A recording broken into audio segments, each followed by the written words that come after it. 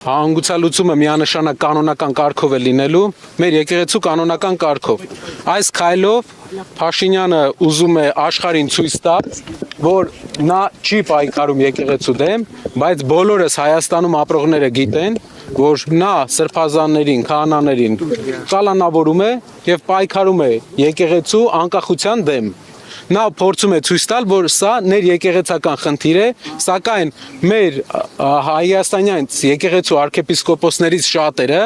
որոնց ինչ որ աշխարհիկ թուլություններ են ունեցել, շղթայվել են իշխող ուժի եւ ուժայինների կողմից։ Ուսումների տակ են այսինքն։ Ես վստահ եմ։ Այդ ճնշումները Բագրատ Սրբազանի դեպքում դա շատ կարևոր է մեր հանրության համար, որ պարզ լինի, պատկերացրեք ինչքան մենք ամուր սրբազաններ ունենք, ինչքան մաքուր կյանքով ապրող սրբազաններ ունենք, որ անգամ այս կոմպրոմատների դարաշրջանում ոչ մի կոմպրոմատ չաշխատեց, ոչ մի քայլ սրբազանի դեմ, ոչ մի բան չկարողացան մեր սրբազանների դեմ գտնեին։ Դա ցույց է տալիս, որ մեր եկեղեցում կան շատ խորքային հավատքով մարդիկ, ովքեր պաշտպանում են բոլոր կանոնական կարգերը։ Այսքան մեծ բազմություն ինչի համար է, որովհետև նիկոլականների խմբակ էլ կա, փոքրիկ կամ ես չգիտեմ, իրանցից էլ մարդիկ կան այստեղ հավաքված, պետական աշխատողներ, այ օրինակ Ճիշտ որ ասեմ, չնկատեցինք իրանց։ Հա, չնկատեցինք իրանց։ Այ հնարավոր բախումների Մարո Կարապետյանն է սիրած։ Ոչ, բախումները դա ուղղակի անթույլատրելի է, հայ հասարակության մեջ պետք է բախումներ չլինի, դա այն է, ինչ ուզում են մարդիկ տեսնել։ Հավանական համարում եք, որ այստեղ հավաքված քաղաքացիները կձերբակալվեն հաշվի առնելով, որ յուրաքանչյուրը եկել է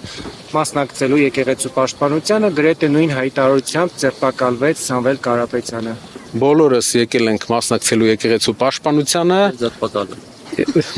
Կարծում եմ չենք ձերբակալվելու։ Պարոն Կարապետյան, ներողություն։ Այո։ Գիտեք, որ վերջին շրջանում նաև քննադատվում է այն խնդիր, ասեմ, հա, որ վեհարանի ներսում կախված է Սամվել Կարապետյանի եւ նրա տիկնոջ մեծադիր նկարը եւ սա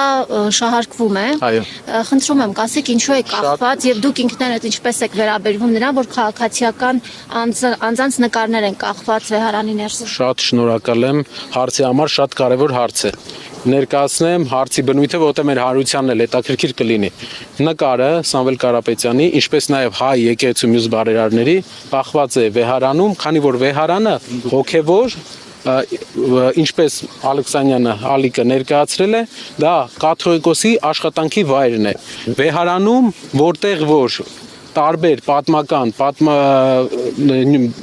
թանգարանում, վեհարանի թանգարանում ու իմ հիշելով կա նաև Ալեք Մանուկյանի նկարը, կան նաև այլ հայ բարեգործների նկարները վեհարանում, որը հայ եկեղեցու, ինչքան մենք գիտենք նաև կաթոլիկ եկեղեցու ավանդույթների մեջ է։ Դա է պատճառը, ճանաչելով Սամվել Կարապետյանին, ես կարող եմ ասել, որ նա երբեք չի բարձրաձայնել այն բաները, որ ինքը արել է եւ երբեք կողմ չի եղել, բայց դա մեր հոգեվոր դասի երևի քայլն էր ի պատիվ իրենց։ Նիկոլ Փաշինյանը աջակցում է եպիսկոպոսներին, 10 եպիսկոպոսներին աջակցում է, բայց չի ուղղորդում։ Նիկոլ Փաշինյանը պառակտում է մեր եկեղեցին, պառակտում է մեր հասարակությանը։ Մենք բոլորս գիտենք ինչպես են հոգևոր դասի երեցները հայտնվել այդ վիճակում։ Նրանցից շատերին, մի քանիսին ես անձամբ ճանաչում եմ եւ կարող եմ վստահ ասել, որ նրանց կարծիքը Նիկոլ Փաշինյանի մասին շատ ավելի ոչ դրական է, քան շատ ընդդիմադիրների։ Նկատունեք է 10 եպիսկոպոս։ Այո, նրանցից մի քանիսին ես ճանաչում եմ, նրանք իրենց անձնական կարծիքով ունեն շատ Նիկոլ Փաշինյանի հանդեպ շատ ոչ դրական կարծիք, ինչպես է ստացվել, որ Ինչու նման քայլի գնացին։ ինչպես նշեցի։ Պարոն Կարապետյան, տեսեք իշխանությունները մեղադրանք են հարց է հաշվի առնելով նաև աշխարհական մի շարք կենտրոնների վերջին շահագրգռվածությունը, նաև բաց աջակցությունը, օրինակ Փաշինյանի ու նրա թիմի հիբրիդային գործակալների դեմ պայքարելու պես անգլիզում խնդրեմ այս առումով էլի։ Շատ կարևոր հարց է։ Այս քայլերը, հայ եկեղեցու անկախության դեմ միտված քայլերը, դա քայլ է ընդհանուր հայկական հայոց ցեղասպանության ճանաչման, հայկական շահերի միջազգային հարթակներում ներկայացման դեմ։ Դրանից առաջ դրան նախորդել է Թուրքիայի հետ բանակցությունները, որի արդյունքում մենք հետագայում ենք իմանալու, թե ինչ պայմանավորվածություններ եւ ինչ պարտավորություններ է ձեռք բերել այս իշխանությունը։ Հաստատ ուզում եմ վստահեցնել, որ ինչ որ մարդկանց կուսակրոնությունը չէ այս ամբողջ շարժման գաղափարը, իրենց պետական ճնշման գաղափարը, նրանց գաղափարը եկեղեցին զրկել անկախությունից, որպեսզի հայ եկեղեցին չունենա ազգային օրակարգ տանելու իրավունք։ Հիշում եք, մի օրինակ բերեմ։ Ուժերից ուղղորդի կներեք։ Դրսի ուժերի հետ պայմանավորվածությունների արդյունքում։ Նպատակը որն է եւ կոնկրետ ում է սպասարկում այս խնդիրը, ում շահն է սպասարկում, ում է ծառայեցնել։ Ձեր կարծիքով հայ եկեղեցու անկախության կորուստը ում պետք է սպասարկի։ Գուցե այն երկին, որտեղից որ այսօր բենզին է եկել Հայաստան մեծ քանը։ Ինձ թվում է այդ երկրի թափը դեռ չի հերիքի, որպեսզի մի քիչ ավելի այդ երկրից մի քիչ ավելի մեծ։ Տեսնենք ամեն ինչ ժամանակի ընթացքում Աստված առաջ կպարզվի եւ մենք իմանանք, թե ինչ պարտավորությունների դաշտ է մտել մեր իշխանությունը, որ ստիպված է այս քայլերին գնալ։ Այս գործար այդ բենզինի մասով ինչ կասեք, որ ադրբեջանական բենզին են մտնում Հայաստան եւ կամաց սովորեցնում են նաեւ դրանց։ Շատ մի հատ հետաքրքիր բան ասեմ։ Երբ որ մենք ուզենանք մի բան, որ ասում են ապաշրջափակում, ինչը լավ բան է տրանսպորտային առումով, բայց երբ որ հայկական գործարարը ուզենա ինչ որ բան վաճառի Թուրքիայում, այսօր Վրաստանի միջոցով չի կարող, որովհետև հայկական ապրանքների մուտքը Թուրքիա արգելված է։ Դա կապված չէ ոչ մի հարցի հետ, ուղղակի այդ երկիրը չի թողում, չի գնում մեր ապրանքները։ Նույնն էլ Ադրբեջանի հետ։ Ինչ իրենք կարողանալու են, վաճառելու են մեր վրա, ինչ իրենք չեն կարողանալու, չեն թողելու մենք վաճառենք իրենց վրա։ Դա չի կարող թույլ ձևի հաշտություն չի լինում։ Պետք է հարգեն իրենք մեզ մեր կողմը։ Իսկ դա բանակցողի կարևոր հատկություններից մեկն է։ Բանակցողը պետք է ներկայացնի իրենից միջազգային հարթակներում ինչ որ նշանակություն, նաև անձնական խարիզմայի հաշվին, անձնական անցած ճանապարհի հաշվին։ Պարոն Կանապետյան, 2018-ին իշխանական այս նույն օրակարգը վեհափառի դեմ, եկեղեցու դեմ տապալվեց։ Ինչ դասեր չքաղեց իշխանությունը, որ նորից օրակարգ բերեց այս թեման։ Վստահ եմ, այս ճիշտ նկատեցիք, էլի է եղել այսպիսի բան, նրանք էլ են ուզել անկախությունը մինչև այս բոլոր process-ները վերացնել եկեղեցու, էլի չի ստացվել։ Այս անգամ էլ չի ստացվելու։ Միակ վախս, միակ մտավախությունս հարգելի հայրենակիցներ։ Մեր մտավախությունը այն է, որ կգնան նրան, որ եկեղեցու տարբեր երեցներին քաշելով կոմպրոմատներով, թե ոչ կոմպրոմատներով իրենց կողմը կգնան պարակտման եկեղեցու։ Իսկ եկեղեցին մնացել է մեր ազգային միասնության վերջին կետերից մեկը։ Այսինքն մենք պետք է մի ժայռ ունենանք, որի վրա հենվում ենք եւ ազգային միասնությունից ենք խոսում։ Ես այստեղ մի հատ այլ հայ Լիբանանում, հայ Սիրիայում, մի հատ մեր հայրենակիցը Ամերիկայում, եկեղեցու մեջ կա խնդիր, իսկ որ ազգի եկեղեցու մեջ չկա խնդիր։ Հայ առաքելակը տարբերում է բոլոր եկեղեցիներից, մեզ թվում է, թե այդպես չէ, բայց ես վստահեցնում եմ այլ եկեղեցիներից նաեւ իր բնույթով, ինտերերով, երբ որ դուք նայում եք մեր եկեղեցու մեջ, չկան ոսկե ջրած բաներ։ Դա համեստության եւ ժուշկալության մասին է մեր եկեղեցին։ Տարբերվում է մեր եկեղեցին, ես վստահեցնում եմ ձեզ, իսկ բոլոր սրբազանը, Բենթլի քշող սրբազանն է, իսկ Բենթլի քշող սրբազանն է մաքրելու մեր եկեղեցին։ Իրենով են փորձում մաքրել, որովհետեւ իսկ ձեր կարծիքով Բենթլի չի Toyota է։ Պարոն Կանապետյան,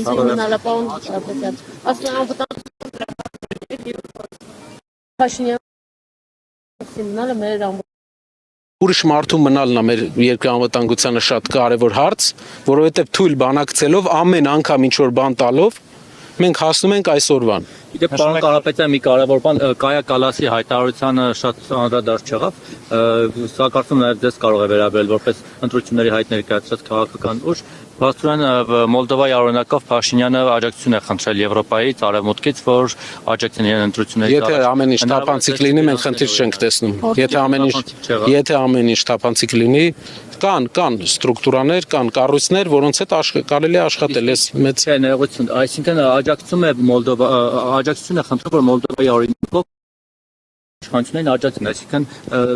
ենթադրաբար թույլ չտան գրանցել օրինակ այսպես կոչված ինոագենտի անվան տակ ուժերի, իրենք այդպես կձևակերպել։ Պարզա։ Օրինակ, չգիտեմ, ընդդիմադիր ուժերի։ Քլեչի հետ բանակցողները ու քլեչից ամենացողները թող մի հատ իրենց կողքերը նայեն, թե ով ում ազդեցության տակ է